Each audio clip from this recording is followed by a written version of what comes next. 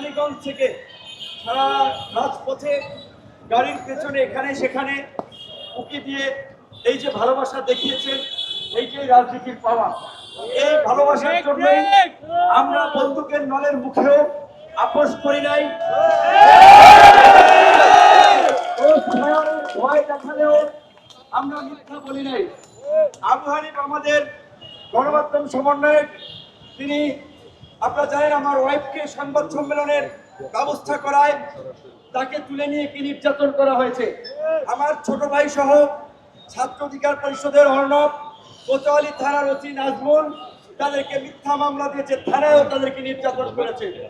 DB কার্যালয়ে বাতের হোটেলের হারুন, এডিসিয়ান ছিল শাহিন শাহ, যুগ্ম কমিশনার ছিল খন্দকার নুরুন নবী, এরা আমাদেরকে, শুধু আমাকে না বিএনপি সহ শীর্ষ নেতৃবৃন্দকে আমি বারবার বলেছি ঝুলিয়ে নির্যাতন করেছে।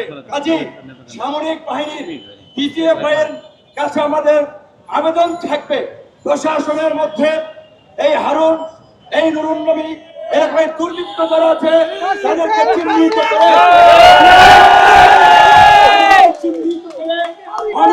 করে গ্রেপ্তার করুন, অন্যথায় জনরোষে এদের রক্ষা হবে না। একটা কথা মনে রাখতে হবে, আমরা এখন বিজয়ী হয়েছি, বিজয়ী গোষ্ঠী হিসেবে, সম্প্রদায় হিসেবে এই দেশকে, এই দেশের মানুষকে রক্ষা করা, নিরাপত্তা দেওয়া, সমাজে শান্তি শৃঙ্খলা প্রতিষ্ঠা করা আমাদের দায়িত্ব। পুলিশ আমাদের হারুন বেনজিররা গুটি কয়েক দুর্বৃত্ত, ওই দুর্বৃত্তদেরকে আমরা সাইজ করব, ব্যবস্থা নেব, কিন্তু নির্বিচারে থানায় হামলা করবেন না, সাধারণ পুলিশ সদস্যদের উপরে আক্রমণ করবেন না। আজকে থেকে এই যে দ্বিতীয় মুক্তিযুদ্ধের সংগ্রাম, এখন আমাদের দাবি হচ্ছে, আমরা দাবি জানিয়েছিলাম সন্ধ্যার মধ্যে ডক্টর ইউনূসের নেতৃত্বে অন্তর্বর্তী সরকার গঠন করা, এবং সেই অন্তর্বর্তী সরকার যেন ভারতের চালে কোন ষড়যন্ত্র শুরু করতে না পারে, তাই 3 মাসের মধ্যে নির্বাচনী রোডম্যাপ ঘোষণা করতে হবে। 3 মাসের মধ্যে নির্বাচিত সরকারের হাতে ক্ষমতা হস্তান্তর করতে হবে।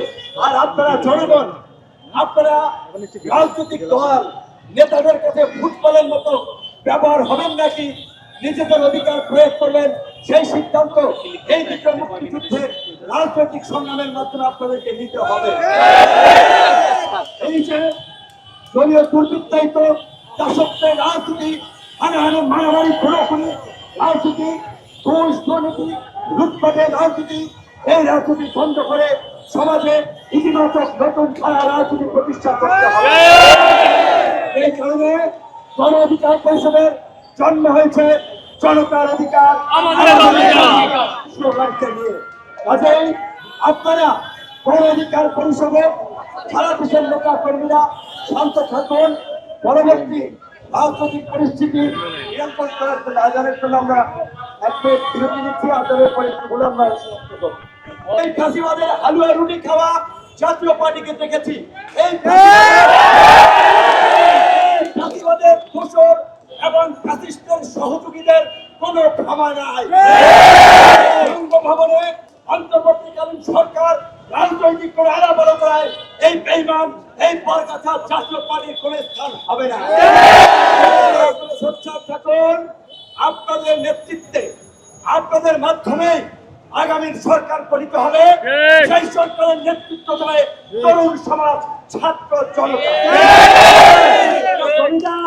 আমলা কামলা নেতৃত্ব দেবে না, সাধারণ জনতা রাজপথে গণ অভ্যুত্থান ঘটিয়েছে, ভোটের মাধ্যমে আগামীতে এই দেশের জনগণ নতুন সরকারের মাধ্যমে নতুন বিপ্লব শুরু করবে।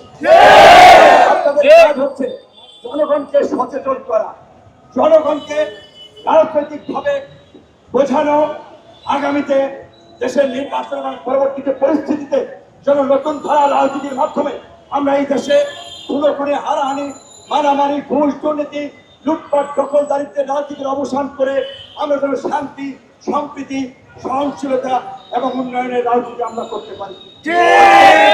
এই আন্দোলনে বিরোধী দল যারা দীর্ঘদিন ধরে সংগ্রাম করছে তাদের সাথে নিয়ে আলাপ আলোচনা করে জেলা উপজেলা প্রত্যেকটি জায়গায় কাজ করতে হবে, এই যে গণহত্যাকারী দল আওয়ামী লীগকে নির্বাহী আদেশ কিংবা আদালতের মাধ্যমে নিষিদ্ধ করতে হবে। ভাই বুমগুলো উপরে দেন ভাই।